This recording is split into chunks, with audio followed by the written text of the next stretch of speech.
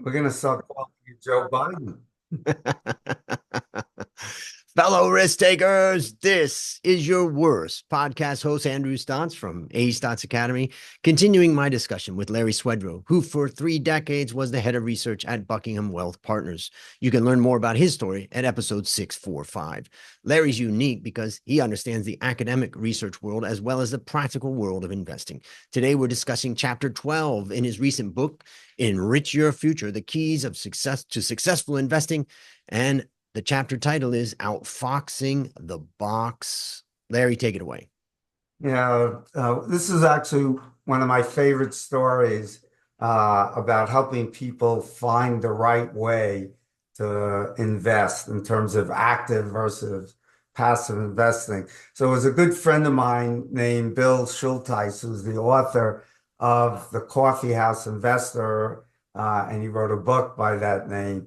He devised this game, which he called Outfoxing the Box. And in the game, you're presented with these possible outcomes. There are nine, with the one in the center being 10%. And each of those boxes represent a potential return of your portfolio. Okay, so So, there and, are and for the nine different outcomes. so for the listener out there, the lowest outcome is -3, and the highest is 23%. Right. So that means if you were purely random event and you're choosing, you don't know which box you would end up because they're covered up and shuffled around.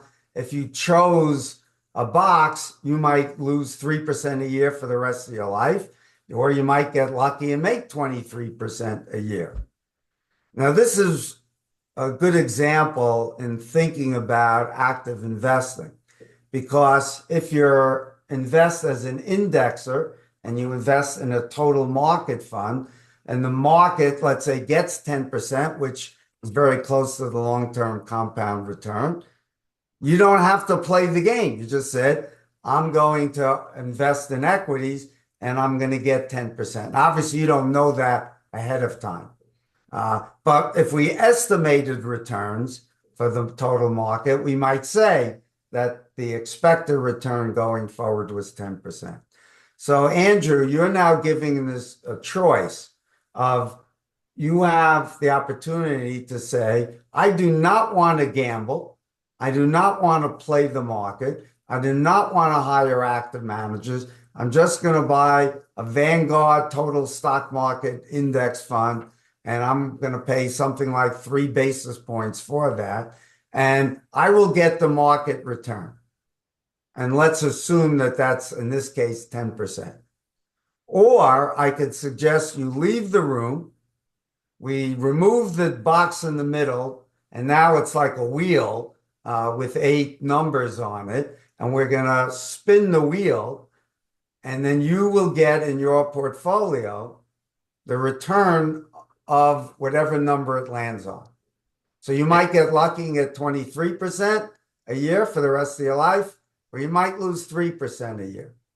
Sort of like active investing, because there's no way to know, there's no evidence that anyone has come up with yet to identify which active managers are going to outperform.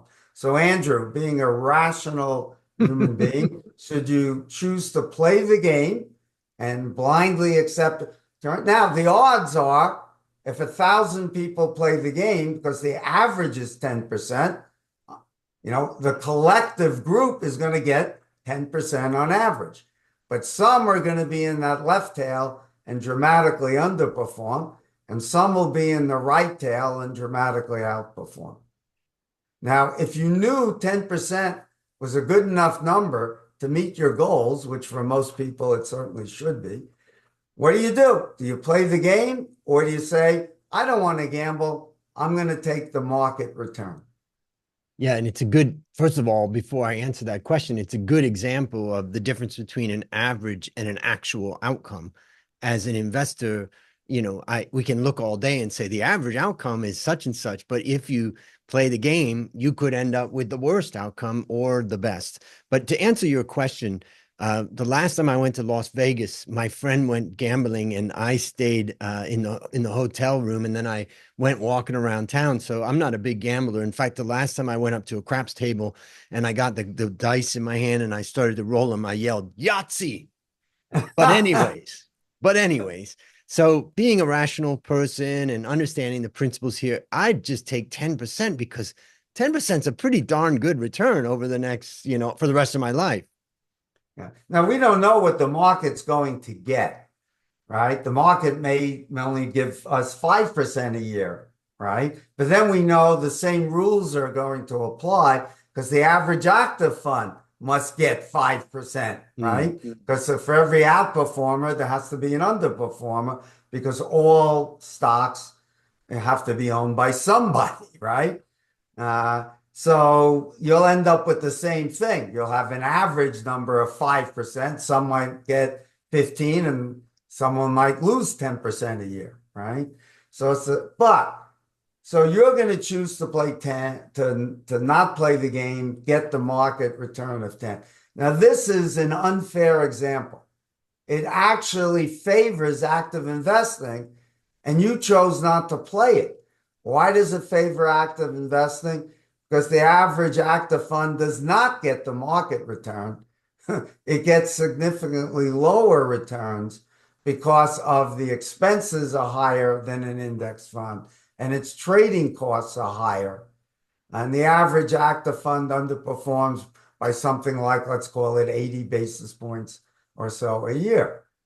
Now, that's even worse than that if you're a taxable investor because of the taxes imposed by the trading costs and turnover there means that the odds get even worse.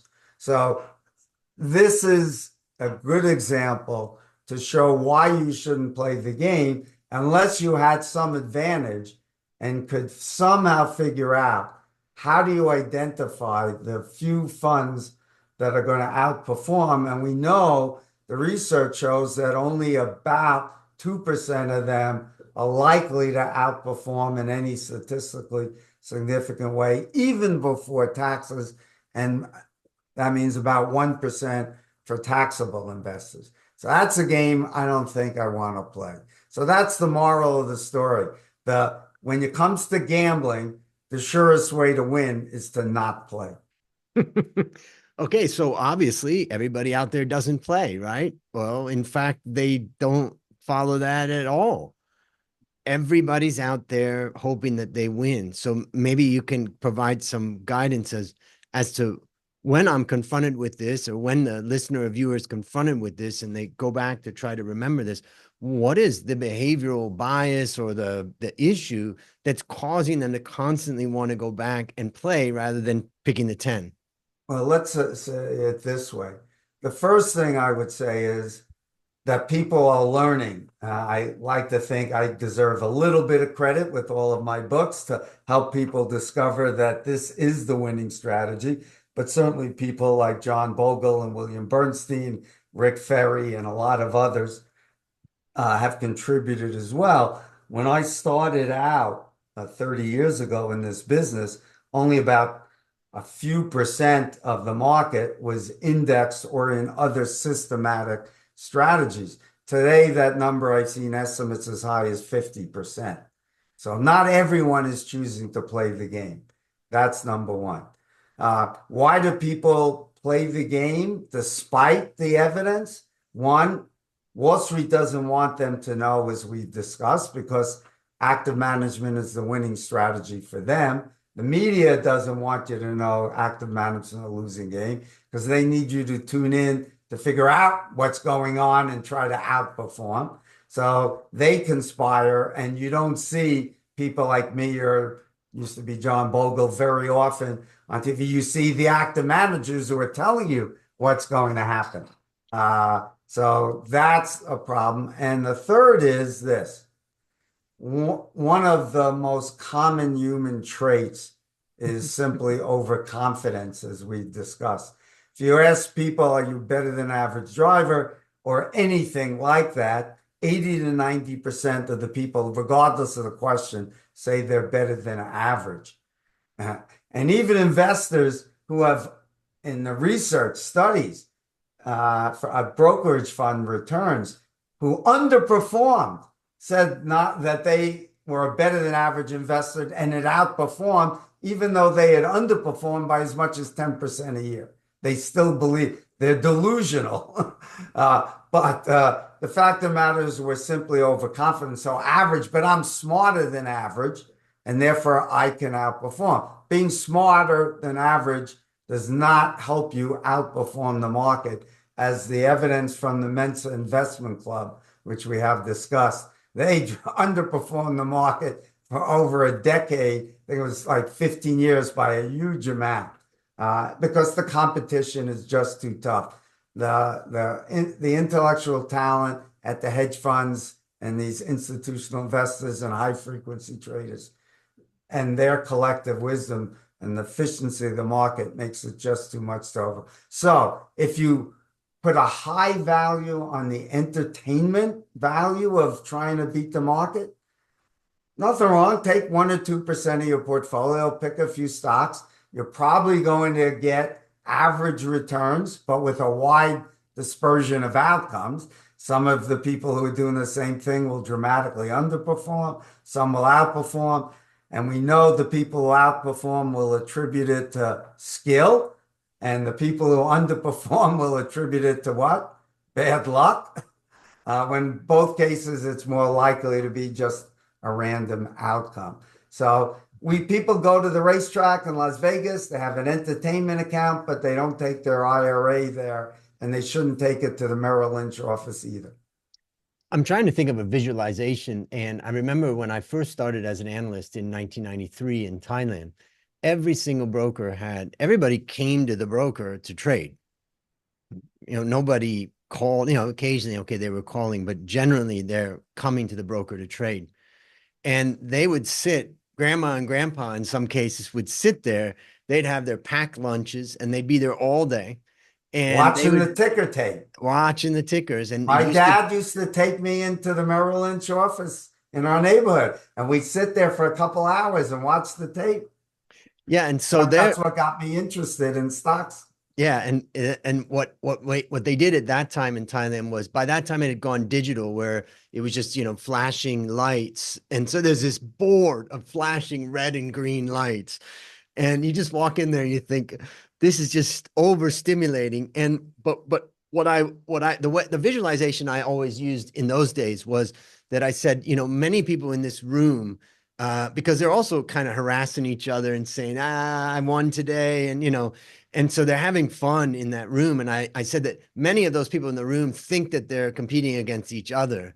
But what they don't realize is behind that flickering light is a million people who in some way or another is looking at that Thai stock in some way or another, whether it's a passive or an active or whatever. And they're not playing tennis against one other player, or they're not flipping stocks back and forth. They're playing that person against a million. And I'm trying to think about a great visualization to help people understand, when you're trading in the market, you're trading against, as you've said, the collective wisdom of all of the competitors. Do you have any good way of, I'm thinking like the point of a spear. I'm trying to think of some good ideas. The one story that comes to my mind is a famous one created by a statistician. He noticed at county fairs, they would have this jar of like jelly beans, right? And they would have to guess, and you'd pay $1 and guess how many jelly beans were in there, and the person who got closest would win all of the money, right? And the statistician conducted a study of this, and he found the average scores were way off. But when you averaged, individually, they were way off. Let's just say there were 872 jelly beans. Maybe no one was even close, but the average score was something like 873 jelly beans. Somehow, the collective wisdom of the market gets it right. And that's maybe a good example. And teachers have been doing this experiment in their classrooms of all kinds of things just like that. And every time they do it, they find, boy, it's amazing. The numbers seem to work, that the average guess is better than any one individual guess typically. Yeah, that's great. That's a great way to think about it, and the collective wisdom. So, well, on that note, we're going to wrap this one up. Larry, I want to thank you again for another great discussion. And I'm looking forward to the next chapter, which is entitled Between a Rock and a Hard Place. For listeners out there who want to keep up with all that Larry's doing, just find him on Twitter at Larry Swedroe and also on LinkedIn. This is your worst podcast host, Andrew Stotz, saying, I'll see you on the upside.